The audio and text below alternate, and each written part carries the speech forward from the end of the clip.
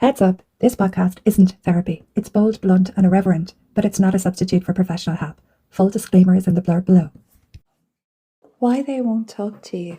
Avoidant attachment, shame, emotional immaturity, and when to walk away. You think you're being ghosted, and maybe you are. But what if the real ghost is them? Haunted by feelings they never learned how to name, let alone share. Avoidance often starts strong with charm and confidence and control. There is an early mirage, attunement without depth and contact without true availability. They want closeness until they feel it. They love the idea of love, the feeling not so much. So let's go to the marrow of this. They walk in with a steady gaze and an easy smile and a magnetic calm, and something in you exhales. You think finally someone grounded, someone safe. You see, avoidants often lead with control disguised as security, detachment disguised as depth, and charm that reads as maturity. They are the still pond with no ripples, not because the water is deep, but because nothing has moved there in years. They know how to mirror, how to listen just enough, how to track what makes you feel seen, and serve it back like a carefully poured drink. But make no mistake, this is curated connection, a performance of intimacy. There's no real tether, just well-rehearsed presence with the exit plan already in place. They want the warmth of the fire from just far enough away that they never risk being burned. In the early phase, you mistake their emotional aloofness for mystery. Their lack of volatility feels like safety. But what you're actually feeling is their absence dressed up in neutrality. You tell yourself they're not reactive, they're calm. You excuse their vagueness as patience. You rationalize their distance as independence. But what you're really dealing with is emotional exile. They've exiled themselves from their own needs, their own longings, and eventually perhaps from you. This is the mirage. You feel chosen, you feel special. You feel like the one who finally gets to reach their secret core. But the closer you get, the more you'll notice something. They flinch at affection that isn't on their terms. They go blank when feelings get too real. And they disappear mid-connection, mid-sentence, mid-you. Avoidants love the idea of love, the feeling not so much. Because the idea of love is controllable. Imaginary love can't shame them. Idealized love doesn't demand emotional exposure. But real love unravels their scaffolding. It asks for presence, responsiveness, and surrender. And that, for someone who built their survival on withdrawal, feels like death. So begins the push-pull. They move close enough to light you up, then withdraw before the fuse reaches their own heart. They initiate contact, but recoil from consistency. They tell you they care, but go silent when you need proof. It's not just that they run from conflict, they run from closeness, from being known, because being known is what broke them in the first place. So let's look at the nervous system of the avoidant. There is parasympathetic dominance, emotional suppression learned in childhood. Perhaps there are family issues, perhaps neglect, control, performance pressure. It could be any number of things. Essentially, they mistake vulnerability for danger. To them, sharing a feeling is like jumping into shark-infested waters wearing a meat suit. So if you think it's personal, it's not, it's primal. Avoidant attachment isn't just a mindset, it's a nervous system strategy refined over years of relational famine, silent rules, and emotional landmines. This is a body that learned early, don't need, don't feel, don't reach. Somewhere between slamming doors, the tight-lipped caregivers, the subtle cold shoulders after crying too loud, their system decided safety means self-containment. So when intimacy finally arrives, so does the siren in their chest. Their body interprets connection as a threat, even if their mind longs for it. They're not trying to punish you, they're trying to survive you. Avoidants live in the dorsal vagal state, a freeze response. Not fight, not flight, collapse, detach, shut down. This is not cool and collected, it's hypoarousal masked as composure. Their heart rate is low, but so is their capacity for attunement. Their stillness is not regulation, it's resignation. They don't cry in front of you, not because they're strong, but because tears would require an internal permission slip that was torn up decades ago. And in their childhood home, emotional needs were possibly not met or met with criticism or withdrawal. Vulnerability may have been used against them, and autonomy was earned by becoming invisible. So now in adulthood, their nervous system believes that anyone who loves you will eventually try to own you. And so they protect themselves the only way they know how. They go quiet, they go blank, they go elsewhere. You think they don't care, but often they care too much and have no idea what to do with that earthquake of feeling inside them. So they numb, they scroll, they bury themselves in work, in the gym, logic, perhaps porn, anything to avoid the terror of emotional nakedness. Because if they speak, if they soften, if they stay, then their armor cracks. And under that armor is not a confident adult. It's a child who was once humiliated for needing too much, a child who has vowed never again. So there's a shame that lives underneath, a hidden core belief that I'm not worthy of love if I'm truly seen. And that shame triggers silence. The avoidant doesn't speak because they can't. Every vulnerable moment equals a threat of being engulfed, exposed, or rejected. They vanish not because he said too much, but because they felt too much and had no idea what to do with it. So the avoidant isn't heartless, they're haunted. At the core of avoidant attachment isn't coldness, it's shame. Heavy, choking, bone-deep shame. The kind that doesn't come from one big betrayal, but from 1,000 micro abandonments. They don't avoid you, they avoid the version of themselves they fear you'll see. The needy one, the emotional one, the weak one. Because long before you ever arrived, someone taught them if you show your feelings, you will lose love. So they sealed it all off. Feelings became foreign, needs became embarrassing, and love became dangerous. They learned how to live as a performance, calm, capable, often highly competent, but this isn't confidence. It's defensive pride built on a hollow foundation. I'm only lovable when I'm self-sufficient.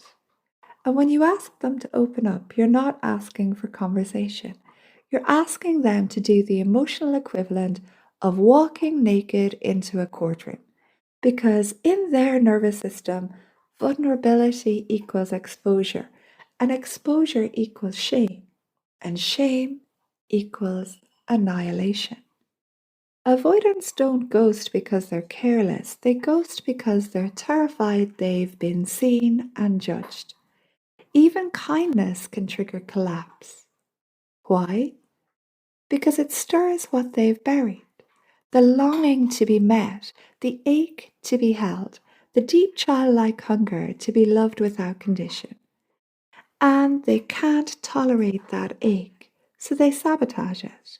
They withdraw, they blame timing, stress, and needing space. But really, they're drowning in unspoken shame, whispering, "You're going to see the real me and you're going to leave." And here's the kicker, even when you don't leave, they will, because the shame script is stronger than your presence. They'll exit before the story can repeat because they believe it has to. And until they face that inner wound, every relationship will end the same. They will go to the intimate edge, the moment where closeness meets their core and shame pulls the plug. So let me give you a few real life examples because this shows up in so many different ways. First, you have the disappearing act after intimacy. You have a vulnerable conversation, they seem present, soft, human. Then silence, they vanish for 3 days. They needed space. But what actually happened? That intimacy cracked their armor. They felt seen, too seen. So shame rushed in like floodwater and they bolted. Then you have the logical deflection. You say, "I feel like we're not really connecting." And they reply, "You're overthinking," or "It's not that deep." Translation, "Please don't make me feel anything. I can't hold it and I hate myself for that." Then you have the kind exit that isn't kind. They tell you, "You're amazing. I'm just not in a place where I can give you what you need." And they look sad and wistful. But they don't fight for you. They don't ask questions because closeness was never the goal. Control was. And now that it's too real, they're evacuating. You also have the sarcastic dodge. You cry, you open your heart, you say, "I miss you." And they say, "Ah, don't get all deep on me." They chuckle, shift the subject, and you're left feeling foolish for feeling. This isn't just emotional immaturity, it's someone who is punished for having feelings, now punishing you for reminding them of those feelings. So these are not bad people. I have a depth of feeling for these people, but they are people who have never made peace with their own emotional reflection. So every time you hold up a mirror, they look away. The tactics of distance are quite varied. They won't say they're pulling away, they'll just start making it hard for you to stay. You see, avoidants rarely set fire to the bridge, they just stop meeting you there. So you have ghosting, the classic. One day you're talking, the next nothing, no fight, no closure, just silence. Not because they don't care, but because they don't want to see the impact of their exit, because that would activate shame. Then you have the slow fade. They don't vanish, they just shrink. Less texting, less availability. "I'm busy, I'm tired." And suddenly you're always the one initiating. They let the connection die quietly so they never have to own the ending. And then you have sarcasm and intellectualization. Emotions make them squirm, so they dodge with humor or logic. You say, "I need emotional presence." They joke back, "Well, I'm not a therapist." Or worse, "Not everything has to be a deep conversation." This is a smoke bomb designed to make you question your need for closeness. And then you have hyper independence. They frame connection as a threat to their freedom. They'll say things like, "I don't do relationships, I'm just focusing on myself." "Oh my God, labels, they just freak me out. Let's just keep it easy." And what they're really saying is, if I let you get close, I lose control, and that terrifies me. Then you have the performative check ins. They drop the occasional, "Hope you're all good, thinking of you," just enough to keep you on the hook, but never enough to actually show up. There are breadcrumbs there, dressed as care. And these tactics aren't random, they're nervous system defense mechanisms designed to keep intimacy at bay while preserving the illusion of connection. Avoidants don't fear being alone, they fear being known and not loved. So, what does it feel like on the receiving end of all this? Well, first up, you're not crazy. You're being emotionally starved and gaslit by silence. So, being in a connection with someone avoidantly attached is like standing in front of a locked door that they keep pretending is open. They say the right words sometimes. They look you in the eye sometimes. They reach out just enough to keep you hoping. But when you knock with your real feelings, no one answers. You start to question yourself. You start to wonder if you're too intense, too emotional, too needy. But what you're actually experiencing is a nervous system built to starve you of intimacy while keeping you close enough to stay confused. And this is what it feels like.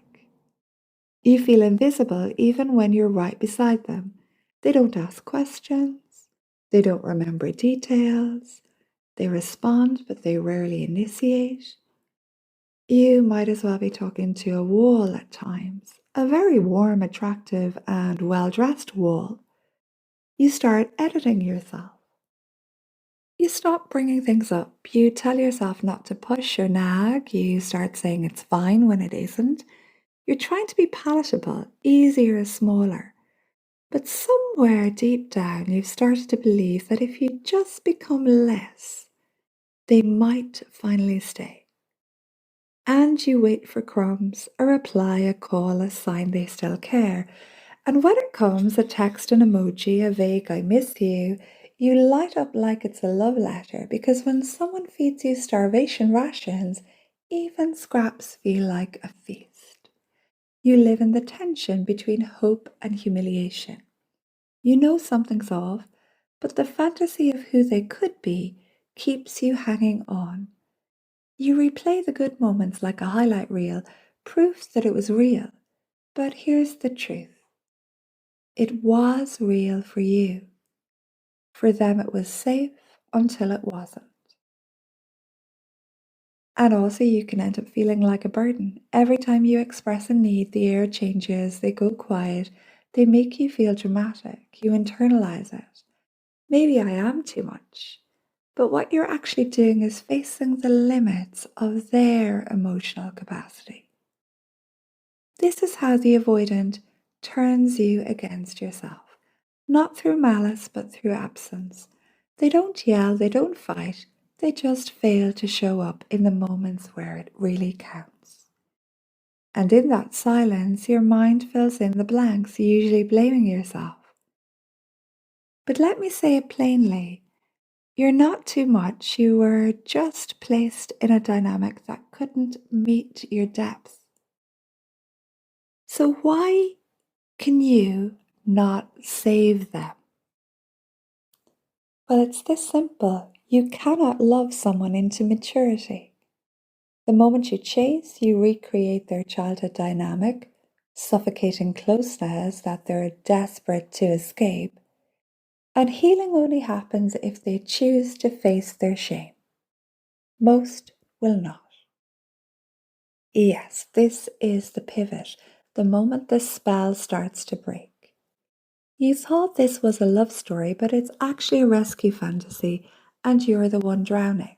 You wanted to be the exception. You thought if you just loved them gently enough, patiently enough, persistently enough, they'd finally open, finally soften, finally stay. But here's the truth. You can't touch a wound they refuse to admit they have. And as I said in the beginning, you can't love someone into emotional maturity. Avoidantly attached people often seem like a puzzle you just haven't solved yet. You think, if I decode the language, if I avoid triggering them, if I just wait long enough. But love is not a healing project, and relationships aren't earned through emotional endurance. They don't shut down because you're too much, they shut down because they never learned how to stay present in the heat of real intimacy. Every time you show up with your heart open, they disappear. You're not being rejected, you're being offered a mirror of their limitations. And if you're honest, you've probably started twisting yourself into a shape that fits inside their fear. You minimize, you smile through pain, you pretend their absence doesn't matter. Because you've convinced yourself, if I stay soft enough, they won't get scared. But softness doesn't cure emotional avoidance, and silence doesn't earn safety. Here's the thing, they can only meet you as deeply as they've met themselves. And that's true of everybody. However, most avoidants haven't even knocked on their own door. They don't need you to love them harder. They need to go back into their history, their shame, their childhood freeze response, and face what they ran from. And you cannot walk them there. That journey must be chosen, and most won't choose it because avoidance works until it doesn't. And until they do that work, every relationship will collapse at the same place, the place where love requires truth. Now, if they can go to the place where love starts to require truth, there's hope. So, if there's no hope, when should you walk away? When your nervous system is constantly dysregulated, when communication is a minefield, when you've contorted yourself to be palatable, small, and easy. Love doesn't mean waiting in the emotional hallway while someone hides behind a locked door. So essentially, you've been fighting for a relationship they're not even fully in. If you're exhausted, not because you're weak, but because you're carrying both people's emotional load, if you initiate every repair, if you do all the processing, if you make excuses for their shutdowns, spin their silences into sensitivity, and rebrand neglect as nervous system overwhelm, it's time to tell the truth now. You're in a relationship with potential, not a person. You're in love with the fantasy of who they could become, not the reality of who they are. And every time you swallow your needs to keep the peace, every time you downplay your pain to avoid their discomfort, you reinforce the deepest lie of all, that your needs are too much. Nope, they're just too underdeveloped to meet them, too ashamed to admit they don't know how, too afraid to love you without sabotaging it. You're not a rehabilitation center for the emotionally unavailable. You're not a counselor. You're not a cure for someone else's abandonment wounds. You're allowed to want reciprocal connection.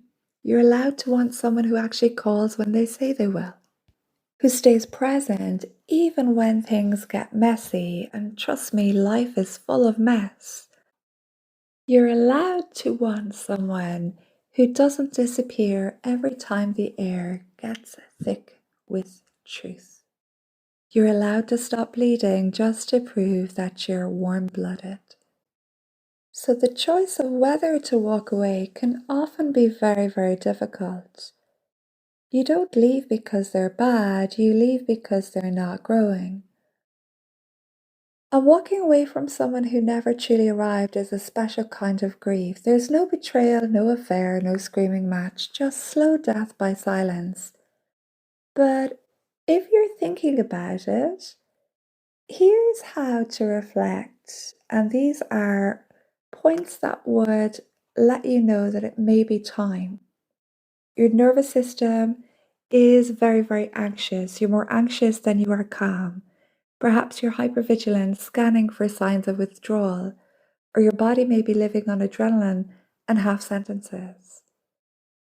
If you feel communication is quite heated and you pause before every message, you rehearse what to say and how to say it so you won't scare them off. You're not relating, you're walking on eggshells, you're tiptoeing. And sometimes you might make yourself smaller, less expressive, less honest, less you.